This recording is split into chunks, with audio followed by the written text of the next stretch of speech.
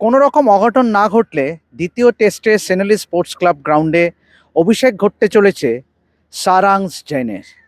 ৩৫ বছর পর মধ্যপ্রদেশের কোনো ক্রিকেটারের অভিষেক হতে চলেছে টেস্ট ক্রিকেটে ভারতের হয়ে।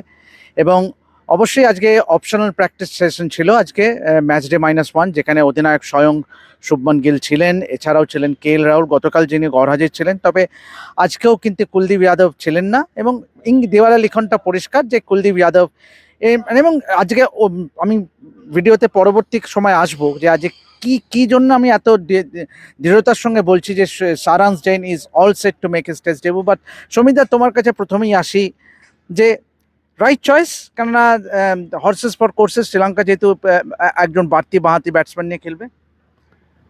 দেখো, তোমার কাছে তুমি এই খবরটা করছো এবং অবশ্যই সারাংশ জৈনের যদি ডেবিউ হয় তাহলে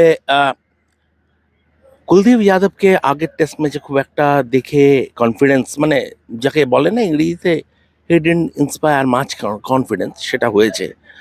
তো সারাংশ জৈনের যদি ডেবিউ হয়, অবশ্যই তুমি যখন একজন প্লেয়ারকে নিয়েছো টিমে, টেস্ট টিমে, তার মানে তোমায় ধরতে হবে যে হি ইজ গুড এনাফ, এবং যদি অপরচুনিটি আসে এবং যে পরিস্থিতি সেরকম তৈরি হয় তুমি তাকে খেলাবে।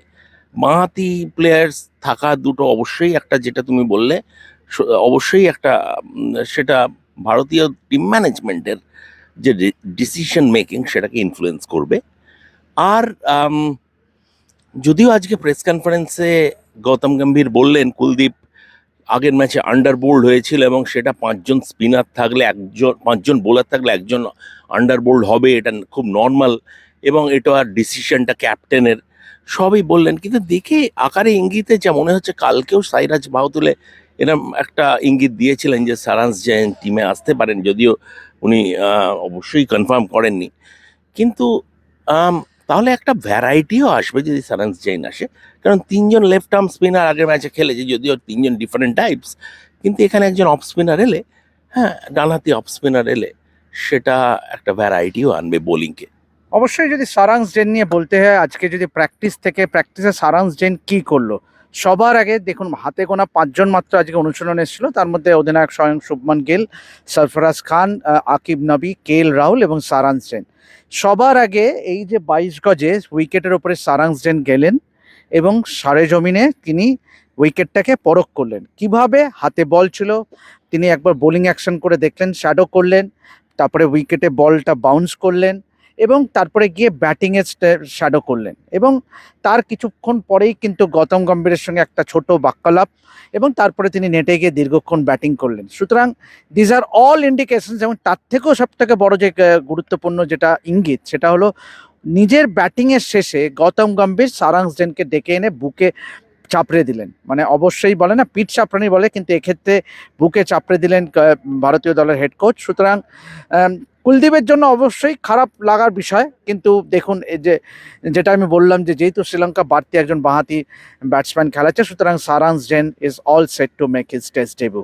বাট শ্রমিকদা, আবারও মনে হচ্ছে 22 গজ ব্যাটিং ফ্রেন্ডলি হবে, এবং খুব কিছু অঘটন না ঘটলে এখানেও কিন্তু প্রথম টসে জিতে ব্যাটিং করাটাই গুরুত্বপূর্ণ হবে টেস্টের ফয়সলার ক্ষেত্রে।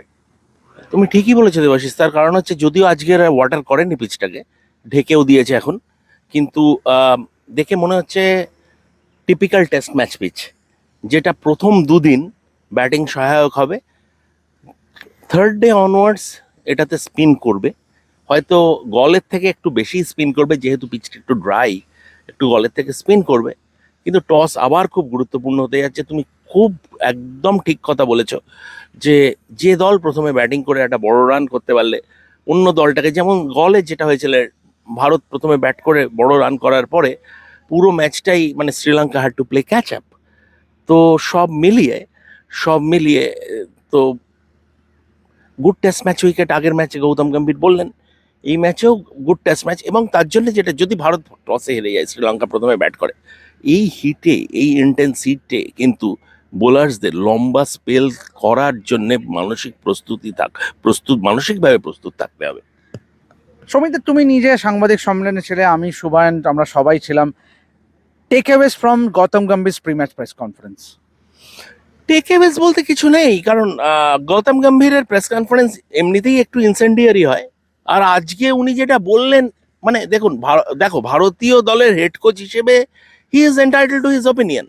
হ্যাঁ, আমরা তো তাকে, মানে he is entitle to his opinion, কিন্তু উনি যেটা বলছেন যে আমাদের we have done reasonably well in test after the England series last year, সেটার সঙ্গে আমি সাংবাদিক হিসেবে একমত হতে পারছি না।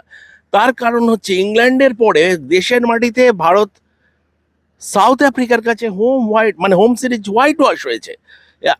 হ্যাঁ, ভারত সিরিজ জিতেছে কার সঙ্গে? ওয়েস্ট ইন্ডিজের সঙ্গে, এবং ওয়ান অফ টেস্ট আফগানিস্তানের সঙ্গে, যেটা ডাব্লিউটিসির আওতায় নেয়, এবং ওয়ান অফ টেস্ট জিতেছে।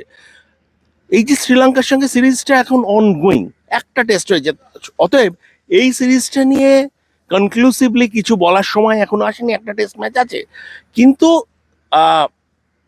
Gautam Gambhir, once second, he is entitle to his opinion.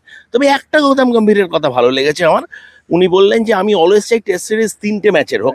তার কারণ হচ্ছে, প্রথম টেস্টে হারলেও সেই অন্য দলটার ফিরে আসার সুযোগ থাকে। উনি সেই 2001-এ বিখ্যাত সৌরভ গাঙ্গুলির আন্ডারে ভারত বনাম অস্ট্রেলিয়া, স্টিভর অস্ট্রেলিয়া সিরিজের প্রসঙ্গটাও টানলেন এই ক্ষেত্রে। এইটা আমি মানে এইটা আমার ভালো লেগেছে।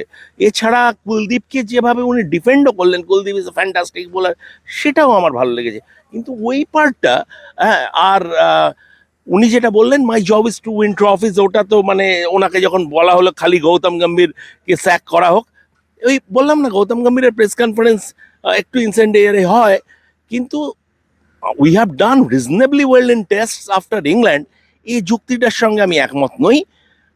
আর আরেকটা কোয়েশ্চেন আমি করেছিলাম ফিটনেস নিয়ে, উনি কিন্তু তাতে বললেন যে হ্যাঁ, আমাদের কথা হয়েছে, এবং আমরা চাইবো একটা কনসিস্টেন্সি থাকুক, এবং একই সেট অফ প্লেয়ার্সদের আমরা একটা সাস্টেন পিরিয়ডে খেলাতে পারি। অবশ্যই। ইনফ্যাক্ট সুবায়নও একটা প্রশ্ন করেছিল, আমারও সুযোগ হয়েছিল একটা প্রশ্ন করার, এবং আমি বলেছিলাম যে এই যে দেবদত্ত পাটিকল যে অপরচুনিটি যেভাবে কাজে লাগালো, it's a healthy competition going forward. কেননা সামনে নিউজিল্যান্ড সিরিজ আছে, তারপরে ঘরের মাঠে অস্ট্রেলিয়ার সঙ্গে 5 ম্যাচের টেস্ট সিরিজ। কেননা সাই সুদর্শন বা জসপ্রীত বুমরা না থাকায় যেভাবে মোহাম্মদ সিরাজ এবং প্রসিদ্ধ কৃষ্ণা বোলিং করেছে, মানব সুতারের উঠে আসা দুটি টেস্ট ম্যাচে অসামান্য পারফরমেন্স করেছে। So overall it augurs well. তবে বলে না যে এই সিরিজটা কিন্তু জিতে থাকতেই হবে ভারতকে ফর WTC ফাইনাল রেকনিং। তো এভাবেই দেখতে থাকুন রেড স্পোর্টস বাংলা, এবং আগামীকাল থেকে টেস্ট ম্যাচ শুরু হবে, এবং যাবতীয় pre match live, pre race. আরেকটা খবর দিয়ে দিই, ভারতীয় দলে যারা রিজার্ভ প্লেয়ার্স, প্রথম একাদশে এই টেস্টে যারা থাকবে না, তাদের কিন্তু দলীপ ট্রফির জন্য রিলিজ করা হচ্ছে না। কারণ টিম ম্যানেজমেন্ট সিদ্ধান্ত নিয়েছে, যেহেতু মাত্র 15 জনের স্কোয়াড, যদি কোনো কারণে কনকাশন সাবস লাগে, অ্যাডিকুয়েট কাভার যেন থাকে। একদমই একদমই। এবং অবশ্যই গুরুত্বপূর্ণ হবে কালকে টসে জেতা, শুভমান গিল টসে জেতে কিনা সেটারই অপেক্ষায় থাকবে ভারতীয় ক্রিকেট প্রেমীরা। তো আপনারা সঙ্গে থাকুন রেড স্পোর্টস বাংলা। অবশ্যই আপনারা জানেন যে আগামীকাল ডার্বি, ইস্টবেঙ্গল মোহনবাগান ডুরান্ড কাপের ফাইনাল। আমরা দুজনেই যদিও মোহনবাগানই, আমরা চাইবো যে সুদূর কলম্বোতে। আর নেই, তুমি কাদের? আমি ফুটবল দেখা, ভারতীয় ফুটবল দেখা বন্ধ করে দিয়েছি। যে মানে আমি দেখি না, মানে আমি ম্যানচেস্টার ইউনাইটেড দেখি, কারণ এই জবে থেকে মোহনবাগান ইস্ট বেঙ্গলের কাছে টাইটেল লুজ করেছে, তবে থেকে I am done with Indian football. তার কারণ হচ্ছে যে মুম্বাই সিটি এফসির কাছে যদি হারতো, যদি চেন্নাই এর কাছে হারতো, আমার কিচ্ছু বলা ছিল না। ইস্ট বেঙ্গলের কাছে কেউ টাইটেল লুজ করে?